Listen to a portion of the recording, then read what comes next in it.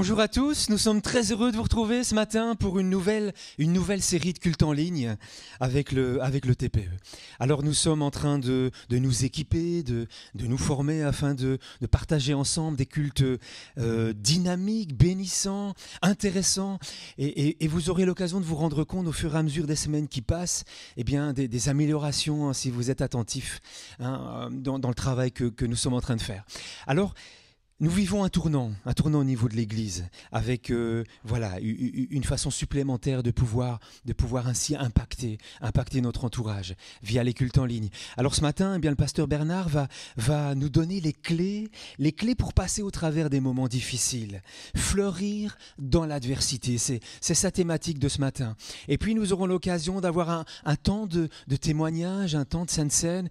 Mais avant tout cela, on va entrer dans un bon moment de louange avec notre équipe. Je vais leur laisser la place. Alors, bienvenue à la famille du TPE, bienvenue aux amis du TPE et bienvenue à toi peut-être qui te connecte pour la toute première fois et qui nous suit. Sois richement béni.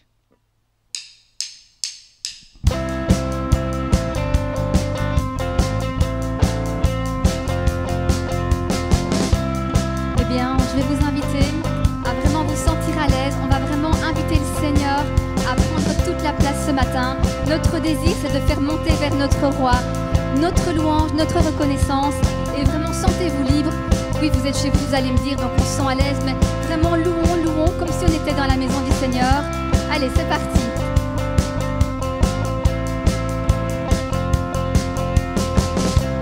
Entrons dans sa présence avec reconnaissance, car il est le roi.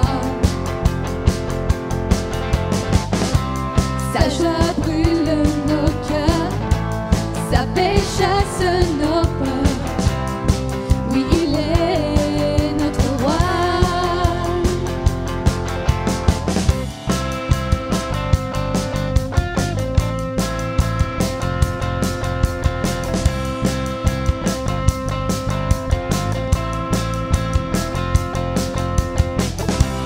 Entrons dans sa présence avec reconnaissance, car il est le roi. Sa joie brûle nos cœurs, sa paix chasse nos peurs. Oui, il est notre roi. Notre roi, louons le roi des cieux, que la terre entière célèbre le roi, que tous les rachetés poussent un cri de joie. Yeah!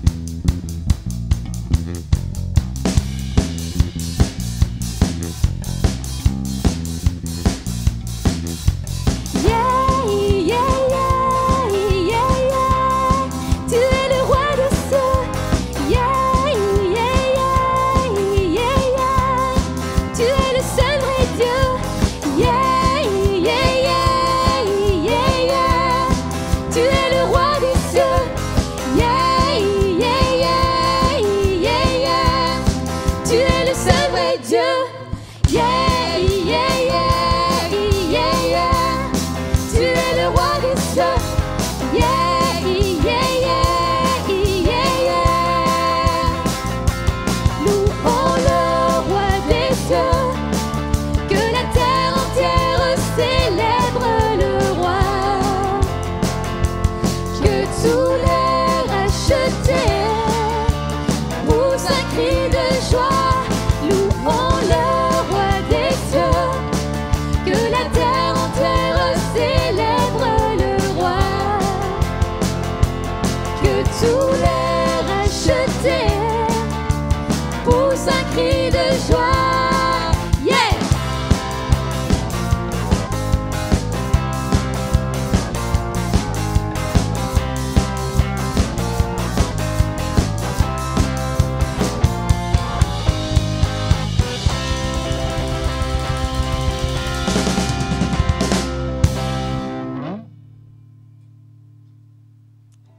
Alors je voudrais vous demander comment vous allez ce matin. C'est vrai que dans cette saison, on est fort en train de se demander toujours de concentrer l'attention sur ce qu'on ressent, sur ce qu'on vit au niveau physique.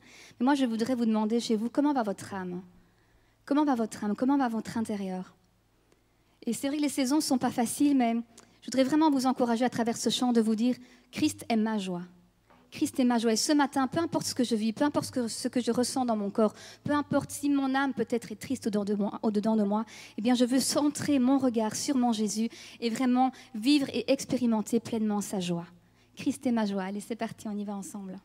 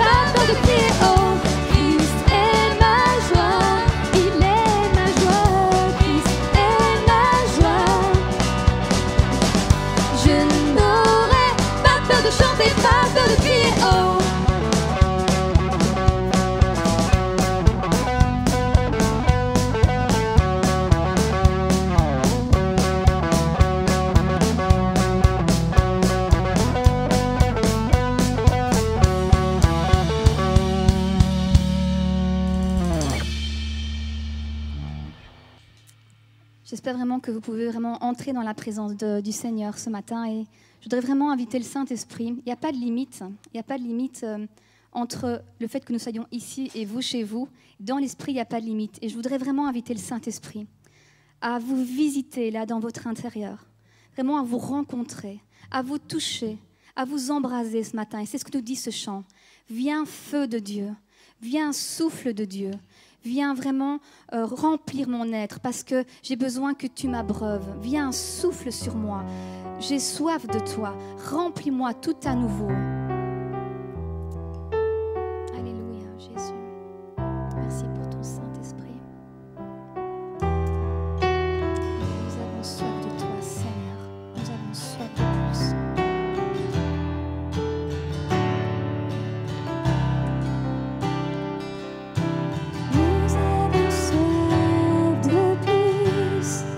Souffle de Dieu, nous t'attendons.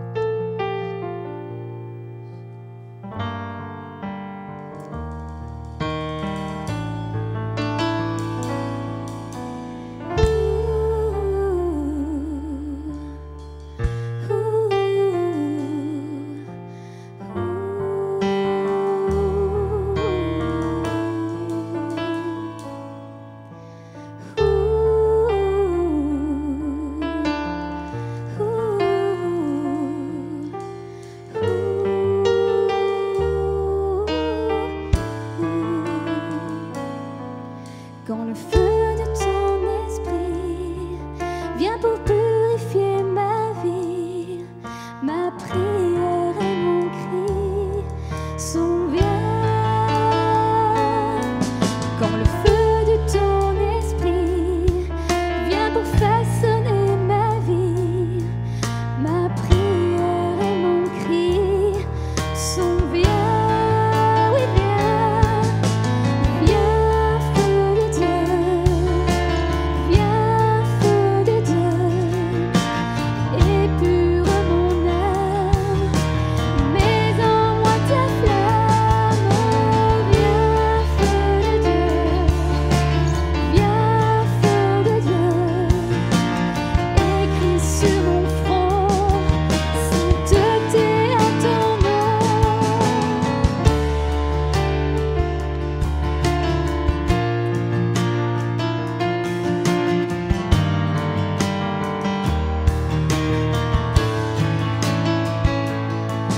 Quand le feu de ton esprit vient pour réveiller ma vie, ma prière et mon cri sont viens, oui, viens.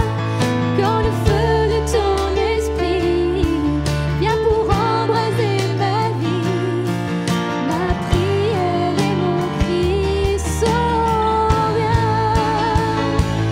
Oh, viens, feu de Dieu, viens, feu de Dieu, ôte ma tiédeur, ranime mon ardeur. Oh, viens, feu de Dieu, viens, feu de Dieu, consume mon cœur d'amour et de ferveur. Oh, viens, feu de Dieu, viens, feu de Dieu, ôte ma tiédeur, ranime mon ardeur. Oh, viens, feu de Dieu, viens, feu de Dieu, consume mon cœur d'amour et de ferveur.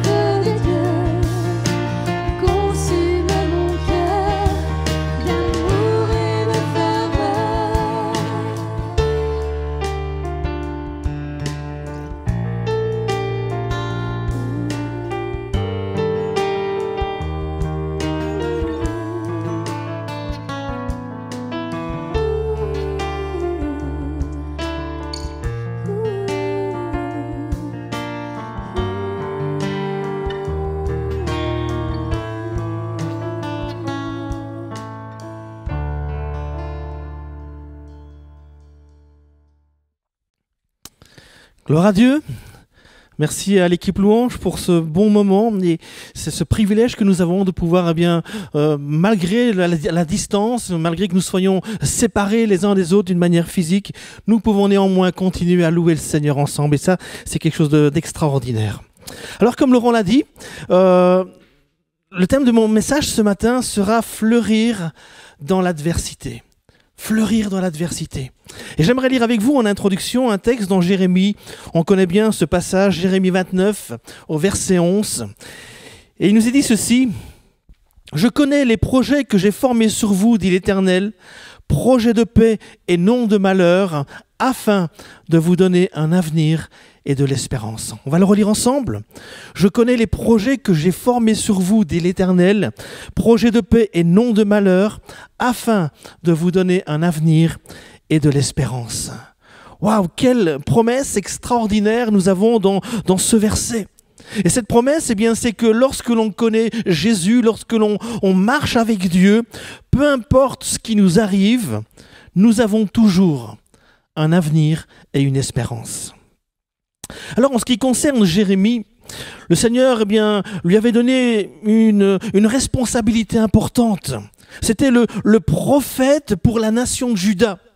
Et à un moment donné, Jérémie va annoncer au peuple que le jugement de Dieu est sur le point d'arriver. Ça faisait des générations qu'ils étaient avertis de cela, mais le peuple avait résisté à l'appel de Dieu, ils avaient oublié Dieu, ils avaient vécu jusque-là pour eux-mêmes. Et maintenant, Dieu leur dit, il y a une ligne qui a été franchie et le jugement de Dieu va tomber. Alors le résultat, c'est que le peuple va être emmené en captivité dans le pays de Babylone. Et de la même manière, en ce qui nous concerne ce matin, la Bible nous dit que dans les derniers temps viendront des temps difficiles. Tout comme le peuple de Dieu qui va être emmené à Babylone, c'est pour eux un signe de temps difficiles. Et de la même manière, en ce qui nous concerne ce matin, la Bible nous dit que dans les derniers temps viendront des jours extrêmement difficiles. On peut voir le chaos aujourd'hui un peu partout dans le monde. On vit des temps particulièrement durs, difficiles. Mais je crois que dans le message de Jérémie que nous avons lu ce matin, nous pouvons trouver un avenir et une espérance. Et dans ce chapitre, j'aimerais vous montrer trois choses qui démontrent comment nous pouvons passer au travers de temps difficiles et expérimenter la victoire malgré les problèmes par lesquels nous pouvons passer. Alors, ici, Jérémie avertit le peuple et il leur dit, attention, les problèmes arrivent. Il leur dit que dans les jours qui viennent, ce sera des temps difficiles, des temps durs, mais il leur dit trois choses. Et la première chose qu'il va leur dire, c'est de reconnaître la main de Dieu malgré les difficultés. Reconnaître la main de Dieu malgré les difficultés, c'est mon premier point. Regardez bien Jérémie 29, verset 4. « Ainsi parle l'Éternel des armées, le Dieu d'Israël, à tous les captifs que j'ai emmenés de Jérusalem à Babylone. » Que j'ai emmenés de Jérusalem à Babylone. Verset 7. « Recherchez le bien de la ville où je vous ai menés en captivité. » Autrement dit, Dieu dit ici, c'est moi qui vous ai emmené à Babylone. C'est moi qui vous ai mené dans cette difficulté. Et au verset 14, à 2 reprises, Dieu va prendre la responsabilité pour leurs problèmes.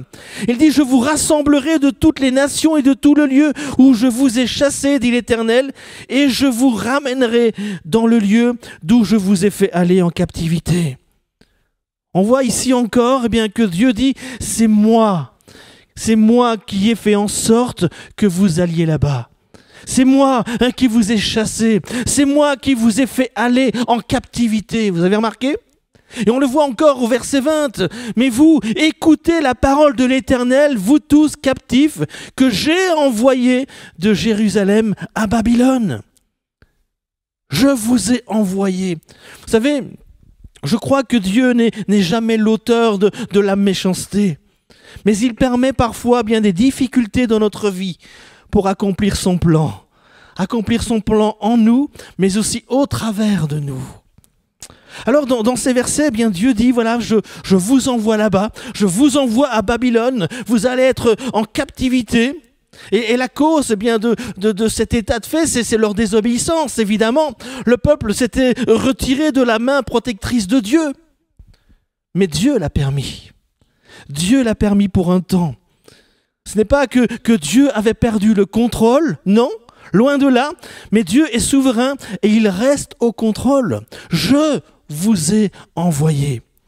Alors peut-être que le jugement est relâché, mais parce que Dieu est au contrôle, même en plein milieu du problème, il gardera sa main sur vous, il vous donnera toujours, comme nous l'avons lu dans Jérémie, un avenir et une espérance. Il vous donnera toujours un avenir et une espérance. Si vous pouvez reconnaître la main de Dieu, je crois que ça va changer notre attitude votre attitude dans les problèmes, dans les difficultés, dans les épreuves. Notre attitude peut être totalement différente. Oh, je n'aime pas l'endroit où je suis. Je n'aime pas ce que je suis en train de vivre. Et probablement, bien que le peuple de Dieu n'aimait pas être à Babylone, peut-être qu'on ne comprend pas le pourquoi bien de telles choses ou de ce qui nous arrive. Mais Dieu, je sais que tu es avec moi. Et d'une façon ou d'une autre, eh bien, tu es celui qui va me diriger, qui va me conduire. Tu vas pourvoir pour moi dans la situation où je suis. Tu vas me faire passer au travers de cette difficulté et tu seras glorifié. Alors plutôt que de me plaindre, plutôt que de me lamenter, eh bien Seigneur, je te fais confiance parce que je sais que tu feras de toute façon concourir toutes choses à notre bien. Vous voyez l'attitude qui peut être totalement différente. Soit je me plains de la situation, ou alors bien je fais confiance au Seigneur, parce que je sais que rien n'est hors de contrôle. Je reconnais la main de Dieu. Peut-être a-t-il permis une situation dans ma vie, une situation difficile. Mais Dieu est au contrôle et je lui fais confiance. Alors qu'est-ce qui peut nous aider à passer au travers de ces temps difficiles ? Non seulement de reconnaître la main de Dieu, mais deuxièmement, fleurir là où tu es planté. Fleurir là où tu es planté. Écoutez ce que Dieu va dire au peuple ici au travers de la bouche de Jérémie. Il est dit au verset 5, « Bâtissez des maisons et habitez-les. Plantez des jardins et mangez-en les fruits. Prenez des femmes et engendrez des fils et des filles. Prenez des femmes pour vos fils et donnez des maris à vos filles, afin qu'elles enfantent des fils et des filles. Multipliez là où vous êtes et ne diminuez pas. » Multipliez là où vous êtes et ne diminuez pas. Dieu leur dit, voilà, vous allez là-bas, ça va être un temps difficile. Vous allez être captifs à Babylone. C'est moi qui vous y envoie. Mais quand vous serez là-bas, quand vous serez à Babylone, mariez-vous. Faites plein d'enfants. Mariez vos enfants, travaillez, construisez de belles maisons, occupez-vous. Multipliez là où vous êtes. Oh, j'aime cette parole. Multipliez là où vous êtes. Autrement dit, bien, faites de cet endroit un meilleur endroit. Faites de cet endroit un meilleur endroit. Non pas parce que c'est facile, mais parce que moi, je vous ai envoyé. Moi, je vous ai envoyé. Je vous ai mis dans cet endroit difficile, mais rendez cet endroit meilleur, parce que moi, je vous y ai mis, dit le Seigneur. Je crois qu'ici, c'est une clé très importante pour chacun d'entre nous ce matin. Lorsque vous vous retrouverez dans des difficultés, ne gaspillez pas votre temps à vous plaindre, à vous lamenter à cause du problème, mais rendez cet endroit meilleur. Rendez cet endroit meilleur. Pas parce que c'est facile, mais parce que Dieu a permis que vous soyez là. Dieu a permis que vous soyez là. Oh, peut-être que quelqu'un va dire ce matin, mais pasteur, tu ne sais pas combien c'est difficile là où je travaille. Mon boss, c'est quelqu'un de pénible. Mes collègues sont pénibles, ils ne comprennent rien. C'est tellement difficile là où je travaille. C'est vrai. Je ne sais pas combien c'est difficile sur ton lieu de travail. Mais Dieu t'a placé là. Dieu t'a placé là. Tu ne peux pas changer ton patron, tu ne peux pas changer tes collègues. Mais tu peux rendre cet endroit meilleur parce que Dieu t'a placé là. Peut-être que certains diront, mais pasteur, tu n'as aucune idée combien c'est difficile à la maison avec mon mari ou avec mon épouse. C'est tellement difficile de vivre avec lui ou avec elle. C'est vrai, je ne sais pas combien c'est difficile à la maison. Mais tu ne peux pas changer ton mari, tu ne peux pas changer ton épouse, mais tu peux changer ton attitude. Et tu peux faire de ton foyer un meilleur endroit. Pas parce que c'est facile. Non, loin de là, pas parce que c'est facile, mais parce que Dieu t'a placé là. Oh bien-aimés, ne vous plaignez pas de tous les gens qui sont alentour de vous, mais rendez l'endroit où Dieu vous place meilleur. Meilleur. N'attendez pas que les gens changent. N'attendez pas que les situations changent. Mais vous, faites la différence. Faites la différence là où Dieu vous place. Fleurissez. Fleurissez là où Dieu vous a planté. Dans le livre de la Genèse, nous avons l'histoire de Joseph, une histoire que j'aime beaucoup. Joseph, c'est un homme qui a eu une vie extrêmement difficile. Il a été haï par ses frères au point où ils voulaient le tuer. Ils l'ont vendu comme esclave. Ensuite, il a été faussement accusé, mis en prison en Égypte. Et plus tard, quand on va le sortir de la prison, Joseph va devenir premier ministre en Égypte. Premier ministre en Égypte. Mais ce qui est remarquable dans la vie de cet homme, c'est que partout où Joseph est passé, il a trouvé la faveur de Dieu. Amen. Il a trouvé la faveur de Dieu. Et comment est-ce qu'il a pu fleurir parmi ces situations difficiles qu'il a traversées? Il est dit dans Genèse 41, verset 52, écoutez bien. Il donna au second le nom d'Éphraïm, car dit-il, Dieu m'a rendu fécond dans le pays de mon affliction. Waouh! Dieu m'a rendu fécond dans le pays de mon affliction. Et il est dit ici que Dieu l'a rendu fécond, Dieu l'a fait prospérer dans le pays de son affliction. Oh, pour le peuple de Juda, Babylone est devenu leur lieu d'affliction. Pour Joseph, l'Égypte était devenue son lieu d'affliction. Je ne sais pas quel est le lieu de ton affliction ce matin. C'est peut-être ta maison, c'est peut-être ton lieu de travail, c'est peut-être ta situation financière, c'est peut-être même l'église qui est devenue le lieu de ton affliction. J'espère que non. Mais peu importe quel est le lieu de votre affliction ce matin. Comment est-ce que Joseph a pu prospérer et trouver la faveur de Dieu dans le lieu de son affliction? Trois choses, écoutez bien. Premièrement, Joseph a pu fleurir là où il était planté parce qu'il était prêt à pardonner à ceux qui lui ont causé de la douleur. Il était prêt à pardonner à ceux qui lui ont causé de la douleur. Genèse 45, verset 4, Joseph dit à ses frères, « Approchez-vous de moi » et ils s'approchèrent. Il dit, « Je suis Joseph, votre frère, que vous avez vendu pour être mené en Égypte. Maintenant, ne vous affligez pas et ne soyez pas fâchés de m'avoir vendu pour être conduit ici, car c'est pour vous sauver la vie que Dieu m'a envoyé devant vous. » C'est pour vous sauver la vie. Remarquez, de la même manière ici, il reconnaît la main de Dieu. Il reconnaît la main de Dieu. C'est pour vous sauver la vie que Dieu m'a envoyé. En tant que Premier ministre, vous savez, Joseph aurait pu ici profiter de la situation pour leur faire payer quelque part bien tout le mal que ses frères lui avaient fait. Mais parce qu'il reconnaît la main de Dieu dans sa situation, il est prêt à pardonner. Waouh! La définition même du pardon, c'est abandonner vos droits à la vengeance. Abandonnez ces droits à la vengeance. Vous renoncez à vouloir faire mal en retour. Vous savez, Joyce Meyer a dit dans toutes les grandes foules auxquelles elle fait face, au moins 70% des gens qui sont là ont des problèmes avec un manque de pardon. 70%, c'est énorme. 70%. Qu'en est-il de vous ce matin? Qu'en est-il de nous? Est-ce que vous vous plaignez parce que vous n'avez pas la faveur de Dieu, mais en même temps, vous gardez un cœur rempli d'amertume ou rempli de manque de pardon? Joseph, lui, a prospéré.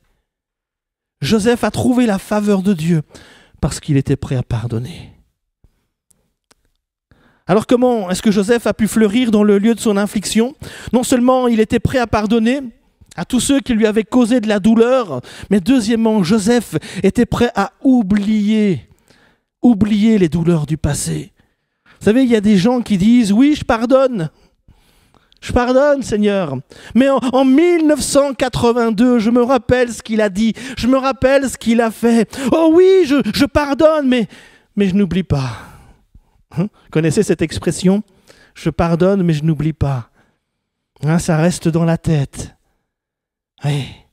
Il y a des gens qui aiment ça, raconter constamment toujours la même vieille histoire.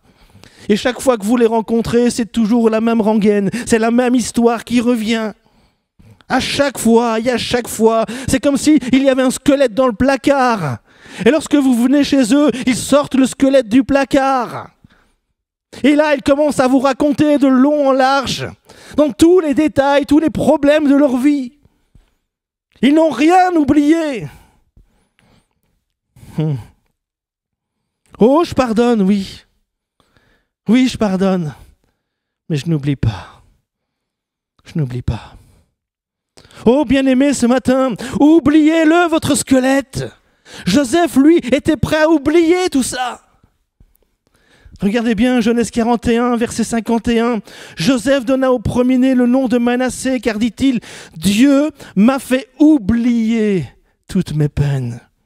Dieu m'a fait oublier toutes mes peines et toute la maison de mon père. Oh, Joseph n'a pas gardé toutes ces choses dans sa tête. Le squelette de vos souffrances, toutes ces souffrances liées à votre passé, sortez-le du placard une bonne fois pour toutes et enterrez-le ce matin. Enterrez-le. Comment est-ce que Joseph a pu fleurir dans le lieu de son affliction? Troisièmement, Joseph a mis son focus sur l'excellence. Il a mis son focus sur l'excellence. Partout où Joseph était, il était le meilleur qu'il pouvait être. Il était le meilleur. Il était le meilleur fils dans la maison de son père. Il était le meilleur esclave. Il était tellement bon qu'ils l'ont même honoré à cause de cela. Il était le meilleur des prisonniers. Il est même devenu le serviteur du gardien de la prison. Oh, il n'y avait rien de trop petit pour lui. Mais partout où il passait, partout où il était le meilleur qu'il pouvait être. Il est devenu ensuite le meilleur premier ministre en Égypte. Joseph est un homme qui faisait de son mieux pour rendre la situation meilleure parce que Dieu l'avait placé là. Comprenez? Dieu l'avait placé là. Et ce que j'ai envie de vous dire ce matin, bien-aimés, c'est fleurissez là où Dieu vous a planté. Non pas parce que c'est facile, mais parce que Dieu vous a placé là. Faites une différence. Faites une différence. Et finalement, bien, comment passer au travers des temps difficiles? On a dit reconnaissez la main de Dieu, fleurissez là où Dieu vous a planté. Troisièmement, rappelez-vous des promesses de Dieu. C'est important. Écoutez ce que Jérémie va dire au peuple. Voici ce que je dis à l'Éternel. Dès que 70 ans seront écoulés pour Babylone, je me souviendrai de vous et j'accomplirai à votre égard ma bonne parole en vous ramenant dans ce lieu. Waouh, waouh, je vais relire parce que c'est important. Voici ce que dit l'Éternel. Dès que 70 ans seront écoulés pour Babylone, je me souviendrai de vous et j'accomplirai à votre égard ma bonne parole en vous ramenant dans ce lieu. Oh, Dieu leur avait donné une grande promesse. Il a dit, dans 70 ans, je vais revenir, je vais visiter la nation de Juda et je vais vous ramener de Babylone, je vais vous ramener à la maison. Alors, lorsque vous êtes dans des moments difficiles, reconnaissez la main de Dieu. Fleurissez dans ce lieu, que ce lieu devienne un meilleur endroit parce que vous êtes là, parce que Dieu vous a placé là. Mais lorsque les choses deviendront extrêmement difficiles, rappelez-vous de sa promesse. Dans 70 ans, je vais vous ramener à la maison. Dans 70 ans, je vais vous ramener à la maison. Et je suis convaincu que les promesses de Dieu vont t'aider à passer au travers des temps difficiles ce matin. Oh, j'imagine dans cette situation des grands-mères qui ont certainement dit à leurs enfants, à leurs petits-enfants, « Oh oui, c'est difficile ici à Babylone. Ça fait 60 longues années qu'on est là. C'était difficile de quitter notre pays, tous nos biens, toute notre famille. C'était difficile de partir, c'est difficile ici à Babylone. Ce n'est pas des vacances, c'est la captivité. Mais rappelez-vous, mes petits enfants, rappelez-vous, mes enfants, on a une promesse.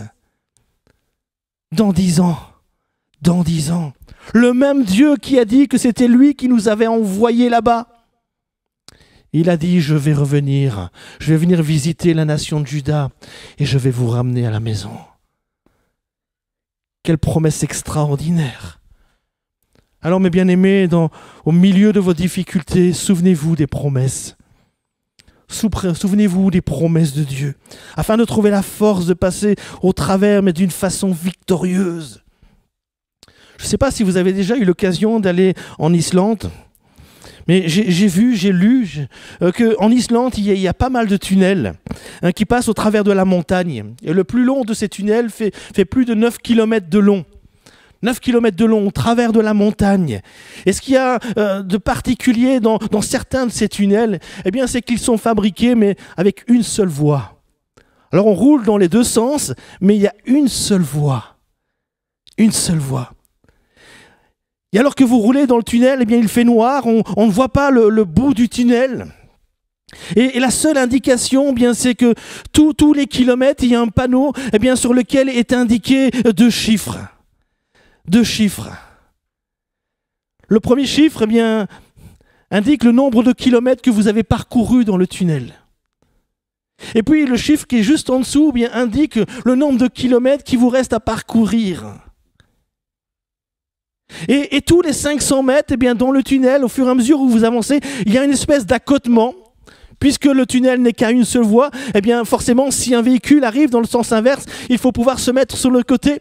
Et tous les 500 mètres, eh bien, il y a un accotement qui est creusé dans la roche où vous pouvez eh bien, vous placer de manière à laisser passer le véhicule qui vient en face.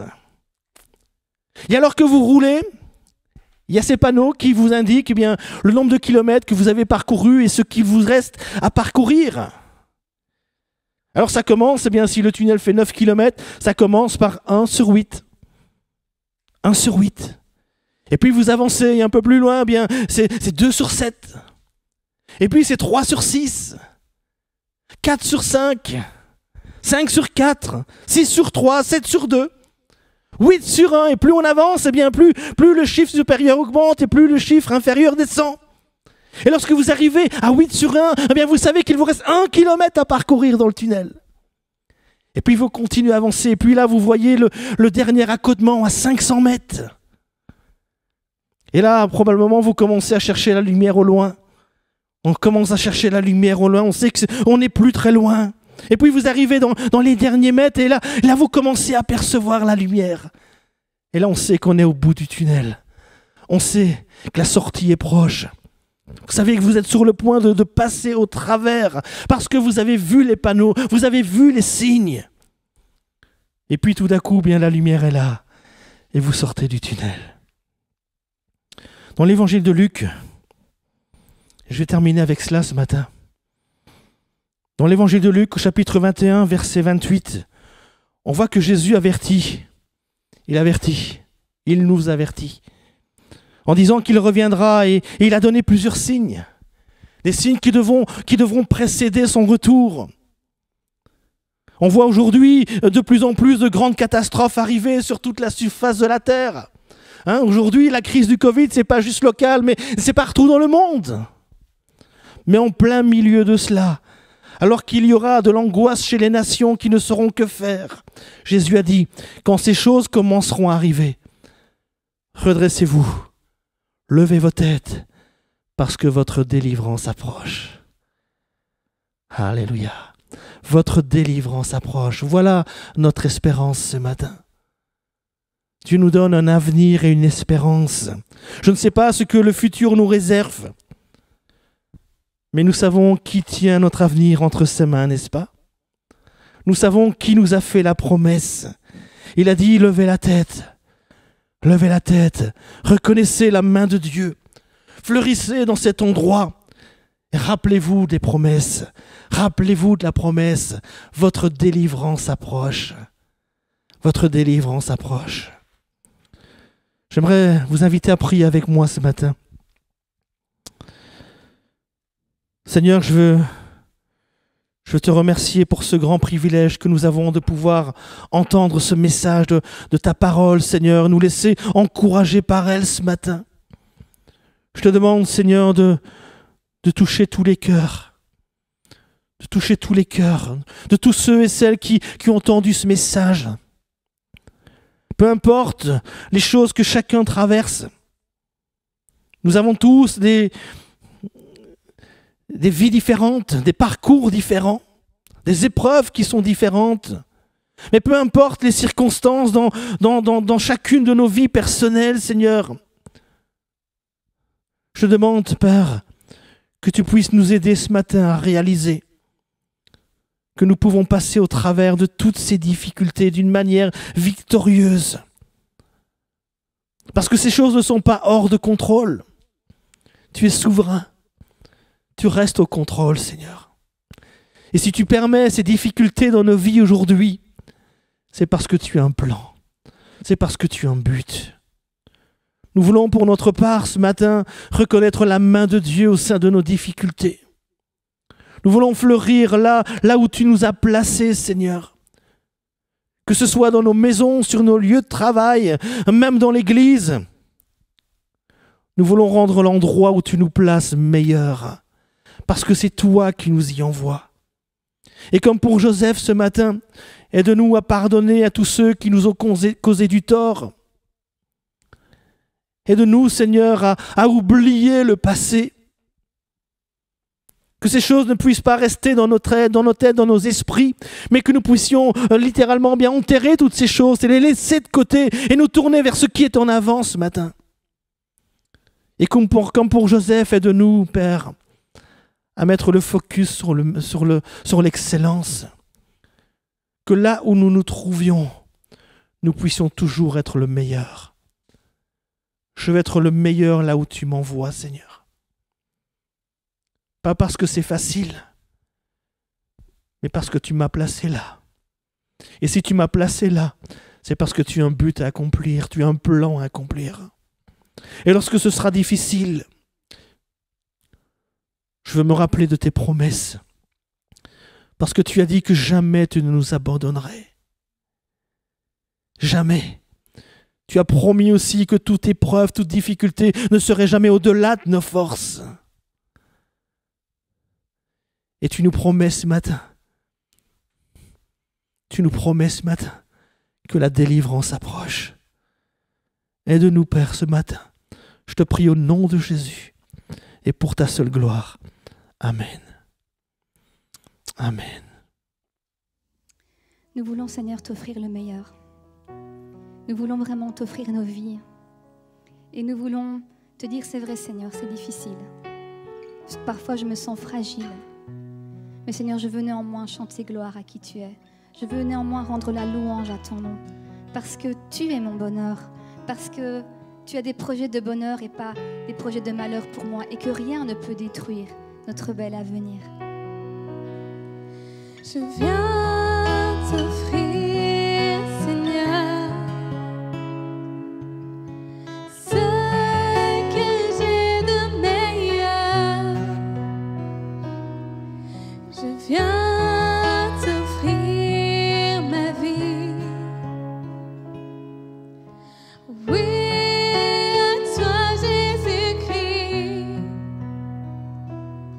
Et même si je suis fragile, et même si c'est difficile, je chanterai gloire à l'Éternel. Je chanterai louange à son nom. Je chanterai Dieu, mon essentiel. Je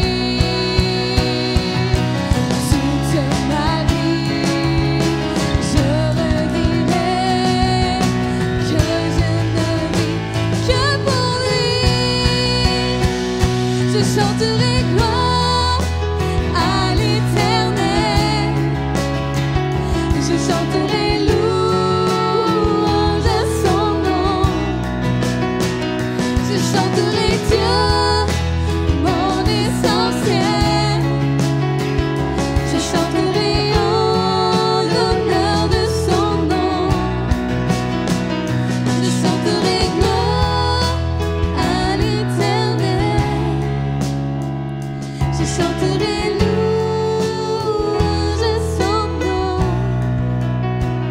Je chanterai Dieu, mon essentiel.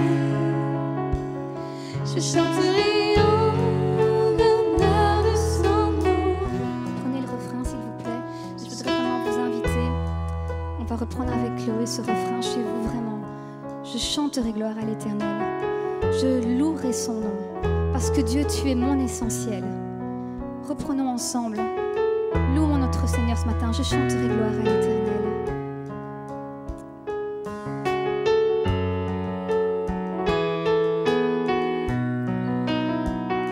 Je chanterai gloire à l'Éternel. Louons le Seigneur. Je chanterai louange à son nom. Tu es glorieux, Jésus. Je chanterai Dieu, mon essentiel. Oui, amen. Je chanterai en l'honneur de son nom. Je chanterai gloire à l'Éternel. Je chanterai louange à son nom. Je chanterai Dieu, mon essentiel.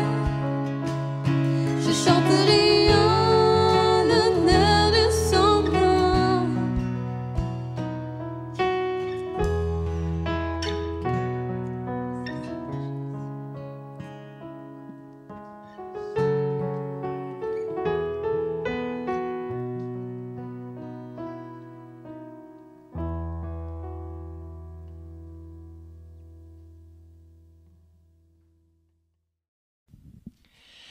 Fleurissez là où Dieu vous a planté, même si c'est difficile. Merci au pasteur Bernard pour la parole de ce matin. Et voilà, je suis heureux d'accueillir Lydia Renier. Bonjour Lydia. Bonjour Laurent. Pour partager ce moment maintenant ensemble et rebondir sur ce que le pasteur Bernard nous a partagé. Je sais que lors du premier confinement, tu es passé par des moments difficiles où tu t'es senti tellement mal ou senti aussi tellement seul, même en étant entouré. Est-ce que tu peux nous expliquer ce qui s'est passé? Oui, bien sûr. Eh bien, donc voilà, c'était un peu vraiment lié à toute cette effervescence, le confinement, coincé chez soi. Moi, je déteste ne pas gérer, ne pas maîtriser. Et donc, je pense que j'ai commencé à avoir j'avais vraiment une pression au niveau de la cage thoracique. J'avais des douleurs, j'avais mon cœur qui s'emballait. Je manquais de souffle. C'était vraiment comme si ça brûlait et ça irradiait dans mon dos. Et donc, c'était vraiment, vraiment douloureux. Et à ça se sont ajoutées, à ces douleurs physiques, je ressentais par moments vraiment de fortes oppressions qui venaient vraiment s'écraser sur ma poitrine. Et donc, voilà. Mais alors, à un certain moment, le Saint-Esprit t'a parlé, le Saint-Esprit t'a donné une pensée, une vision. Tu peux nous expliquer ce qui s'est passé? Oui, bien sûr. Eh bien donc voilà, il faut savoir que ces douleurs, je les sens particulièrement quand je suis surtout couchée.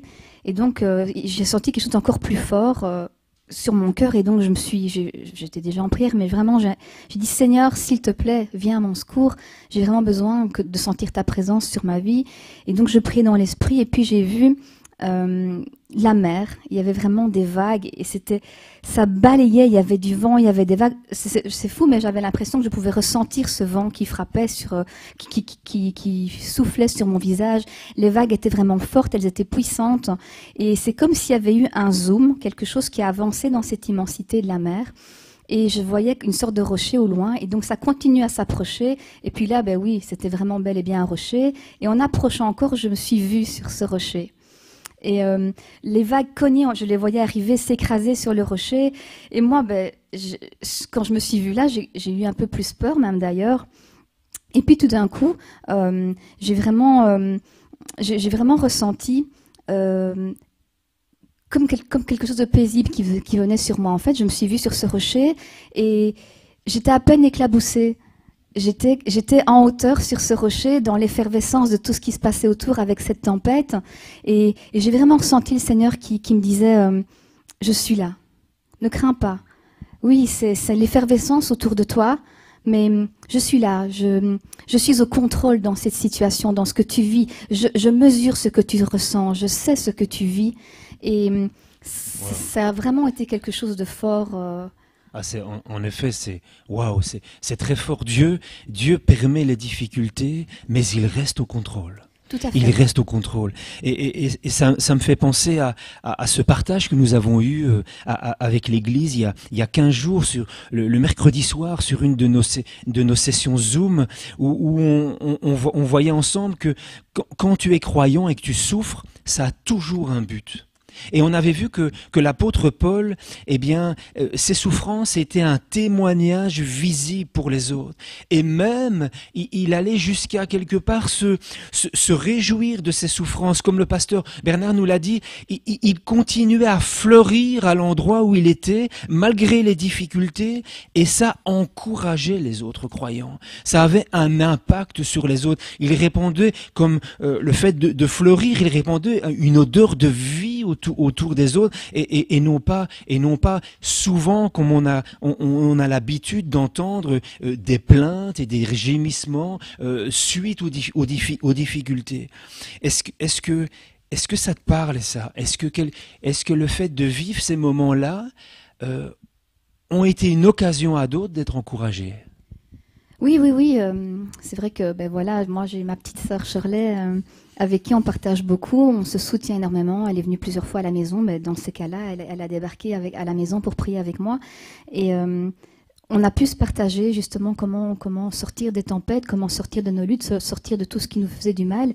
Et donc c'est vrai que j'avais eu l'occasion de lui partager ça, et elle a été encouragée elle-même parce qu'elle a aussi vécu des moments d'angoisse en tant que parent. C'est stressant cette saison, pour tout le monde d'ailleurs, et vraiment ça l'a encouragée, et j'ai moi-même été énormément encouragée par elle de ce qu'elle pouvait me partager dans ces moments, la manière dont elle persévérait aussi. Job le dit si bien, Dieu fait tout pour un but.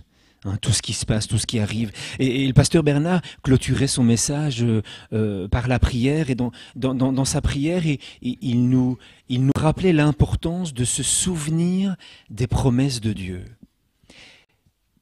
Est-ce si important pour toi? Bien sûr, c'est très important. Quelles sont les promesses que tu as dû tu as dû reconquérir, que tu as dû de nouveau faire tienne dans ces moments particuliers? Eh bien déjà, le souvenir de ce que Dieu a accompli, parce qu'il faut savoir que des angoisses, j'en ai eu quand j'ai quitté le monde gothique et les drogues et tout ça, et Dieu m'a guéri de ça, Dieu m'a délivré de ces oppressions, de ces angoisses, et quand elles sont revenues ici avec ce premier confinement, j'ai pris avec l'autorité que Dieu nous a acquise à la croix. J'ai refusé, j'ai dit non. Quand Dieu donne, quand Dieu dit, quand la chose est arrivée, que la guérison est là, la délivrance est là, pour moi c'est fini, ça ne peut pas revenir. C'est comme ça, ça c'est les promesses de Dieu. Oui. Et est-ce qu'il y a des versets que tu voudrais nous partager qui encourageraient, nous encourager, nous et l'Église qui nous regarde, que tu voudrais nous partager? Tout d'abord, on va reprendre le passage de Jérémie que le pasteur Bernard nous a partagé durant la prédication. Le Seigneur a vraiment des projets de paix, de bonheur pour nous, et pas des projets de malheur. Quelque chose qui me rassure énormément, c'est en Romains 8, 38, 39, qui nous dit que rien ne peut nous séparer de l'amour de Christ. Ni la mort, ni la vie, ni les anges, ni les dominations, ni les choses présentes, ni celles à venir. Ça, c'est vraiment quelque chose qui fortifie ma foi. Amen. Rien ne peut nous séparer de son amour. Amen. Amen. Alors on va prendre un temps de Sainte Seine ensemble, et là encore il y a une promesse extraordinaire dans Ésaïe. Oui, tout à fait. Que tu peux peut-être nous lire, nous partager. Oui, bien sûr. Donc c'est en Ésaïe 53, 4 et 5. Cependant, ce sont nos souffrances qu'il a portées. C'est de nos douleurs qu'il s'est chargé. Et nous l'avons considéré comme puni, frappé de Dieu et humilié. Mais il était blessé pour nos péchés, brisé pour nos iniquités. Le châtiment qui nous donne la paix est tombé sur lui, et c'est par ses meurtrissures que nous sommes guéris. Amen. Amen. Amen. C'est vrai que ce verset, il est extraordinaire, parce que la fin du verset nous laisse, c'est une promesse pour nous. Par ses meurtrissures, nous sommes guéris. Il y a deux aspects dans ce verset. Ce verset nous parle de la guérison, mais ce verset nous parle de la paix. De la paix qu'il nous donne. Et si la guérison tarde, si la difficulté persiste, eh bien il y a quelque chose qui est sûr, c'est qu'un peu comme toi qui t'es vu sur ce rocher, hein, dans une sécurité certaine, malgré l'entour, eh bien si la guérison tarde, eh bien la paix de Dieu, elle est là et elle vient faire son œuvre. Tout à fait. Amen. Alors je vous invite à la maison avec nous. On va prendre la Sainte Seine, on va prendre le pain, on va prendre le vin et on va remercier le Seigneur. Merci le Seigneur pour son œuvre à la croix. Parce que oui, nous avons la guérison dans ses meurtrissures et il nous donne sa paix, quel que soit ce qui se passe. Et c'est ce qui fait toute la différence. Toute la différence au niveau de notre foi, c'est que ce que nous lisons, eh bien, nous le vivons. Ce que le Seigneur nous a promis, il l'accomplit dans nos vies. Merci Seigneur pour ta paix. Alors je vous invite, on va prendre le pain maintenant ensemble.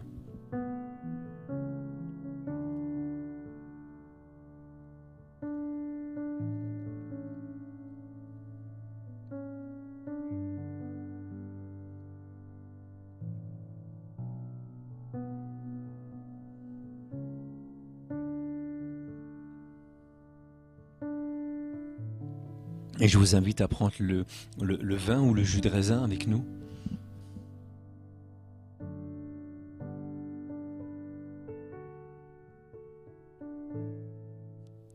Nous voulons te bénir, Seigneur, pour ces moments, Seigneur. Et nous voulons te remercier pour ce moment de Sainte Seine et nous rappeler, Seigneur, que par tes meurtrissures, oui, nous avons la guérison.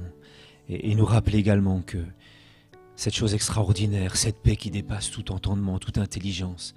Seigneur, ce que tu nous communiques, Seigneur, dans les moments particuliers et qui nous permet, Seigneur, eh bien, de continuer à fleurir, qui nous permet, Seigneur, d'être une bonne odeur autour de nous. Merci pour ton œuvre dans nos vies. Merci parce qu'à la croix, tu as tout accompli pour nous, Seigneur. Et apprends-nous à garder notre foi en toi, apprends-nous à te faire confiance, apprends-nous à continuer, Seigneur, à continuer à aller de l'avant, Seigneur. Sois béni, sois loué, Père, dans le nom de Jésus. Amen. Amen. Amen. Nous sommes heureux d'avoir pu prendre ce temps de Sainte Seine ensemble. Et avant de vous laisser, avant de vous quitter, eh bien, je vous communique quelques annonces. Donc, d'abord, je voudrais remercier Timothée pour les heures passées à la technique, pour la préparation de ce moment et remercier toute l'équipe technique, hein, avec Daniel, avec Nathanaël, avec Logan qui sont en coulisses, derrière les consoles, derrière les caméras et pour leur travail. Et je vous encourage, je vous invite, si vous voulez nous soutenir, si vous voulez nous permettre de devenir meilleurs, hein, et de pouvoir grandir dans ce domaine-là aussi, eh bien, il y a le numéro de compte du TPE qui s'affiche et je vous donne l'occasion, l'opportunité de pouvoir semer, de pouvoir aussi donner votre part et de bâtir pour le royaume de Dieu. Alors soyez richement bénis. À la semaine prochaine. Et je vous rappelle, le mercredi soir, vous avez la possibilité de pouvoir, via Zoom, vous joindre en petits groupes pour partager, avoir des moments ensemble à partir de 19h30 jusqu'à 20h30. Vous avez l'occasion de vous inscrire, comme vous avez fait jusqu'à présent, sur le site internet du TPE, www.tpe-namur.be. Soyez richement bénis. À bientôt. Merci Lydia pour ce moment. Avec plaisir. Merci pour la louange. Soyez bénis.